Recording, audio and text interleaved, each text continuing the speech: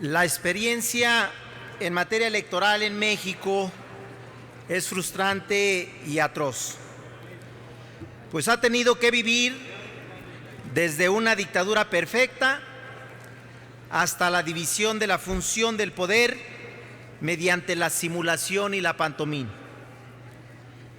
de las elecciones y de la división de poderes. Por tal razón, el papel que tienen los magistrados del Tribunal Electoral del Poder Judicial de la Federación es de suma importancia para fortalecer la democracia en nuestro país. El funcionamiento de nuestro actual sistema electoral se ha basado en la encomienda a órganos especializados de la organización de los comicios y la resolución de las controversias que se susciten en materia electoral. El Tribunal Electoral es la máxima autoridad jurisdiccional en materia y órgano especializado del Poder Judicial de la Federación. Por tal razón, la designación de sus magistrados debiera entenderse como un asunto de Estado.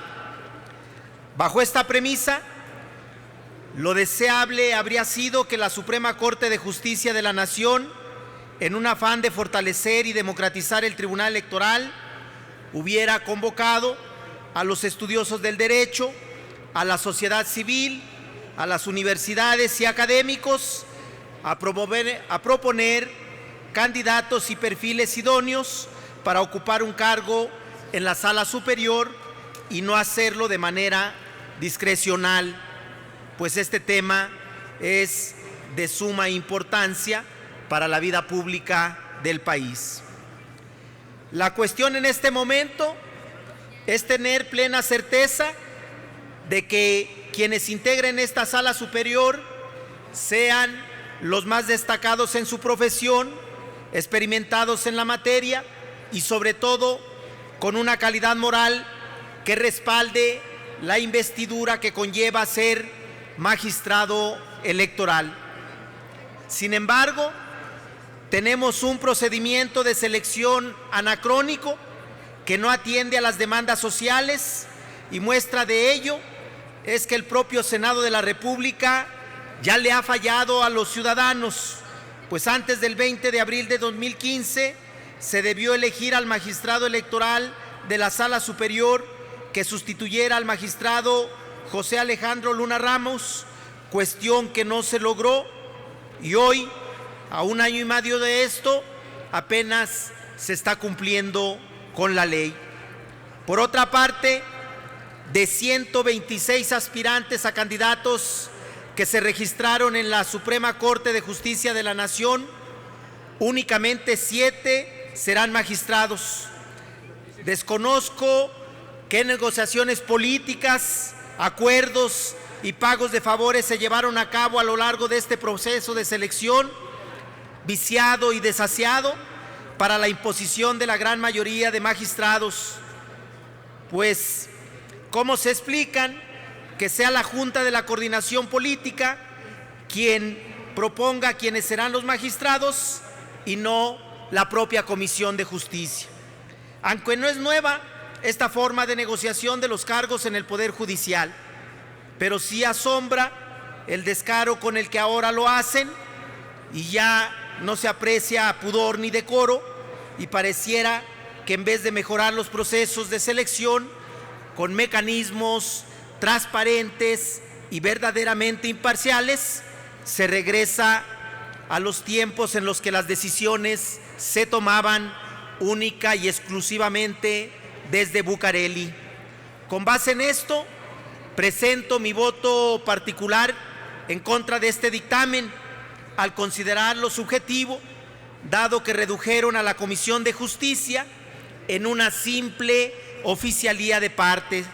Solamente revisó documentos y acreditó que los 21 candidatos son idóneos en su perfil para ser magistrados, pero no hubo discusión ni debate al respecto.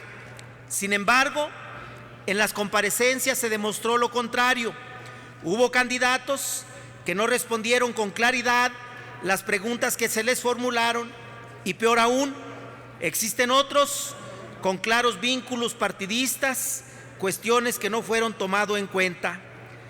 Desde que inició el proceso de selección de candidatos, que pasó por diversos filtros antes de llegar a las ternas conformadas para comparecer en este recinto legislativo, ya había cierta empatía e indicios de favoritismo. Así lo dieron a conocer varios medios de comunicación. En este sentido, vale la pena preguntarse cómo se puede garantizar en los próximos procesos electorales la legalidad y legitimidad si quienes resolverán jurisdiccionalmente hablando las elecciones responderán a intereses particulares o de partido. El dictamen que presenta la Comisión de Justicia sobre la elegibilidad de los candidatos para ocupar el cargo de magistrado de la Sala Superior del Tribunal Electoral del Poder Judicial de la Federación debió tomar en cuenta para la idoneidad de los candidatos que no tuvieran vínculos o compromisos con algún partido político, que no estén relacionados con los ministros de la Suprema Corte de Justicia de la Nación o con los magistrados de la Sala Superior que están por salir, que no tuvieran influencia de otros actores políticos, que los candidatos tuvieran una extensa experiencia en materia electoral. Lo anterior como requisitos mínimos. Se debió brindar el proceso de selección de los aspirantes magistrados de la Sala Superior del Tribunal Electoral del Poder Judicial de la Federación a fin de evitar que tengan vínculos partidistas. Es tarea imprescindible entender que para el fortalecimiento de nuestra democracia es mejor tener magistrados independientes e imparciales que legitimen los procesos electorales, o de lo contrario estaremos cayendo en una simulación y llevando a un descrédito mayor a las instituciones públicas. El dictamen no realiza una verdadera valoración a fondo que implique ponderar a los más capaces, experimentados y aptos para desempeñar el cargo. No basta con que la Suprema Corte de la Nación haya mandado las ternas y con eso dar por hecho que cumplen cabalmente con los requisitos. El Senado de la República bien pudo considerar como inelegibles algunos candidatos, pues de ser nombrados magistrados de la Sala Superior se fragmentaría la división de poderes y se pondría en duda los principios de legalidad, imparcialidad, objetividad, certeza e independencia. Esto debido a que unos tienen más un perfil político que de jurisconsulto. También se debe de reconocer que en las ternas aparecen magistrados electorales actualmente en funciones, magistrados electorales, secretarios proyectistas y funcionarios de la Sala Superior, quienes acreditaron conocimiento en la materia y experiencia jurisdiccional.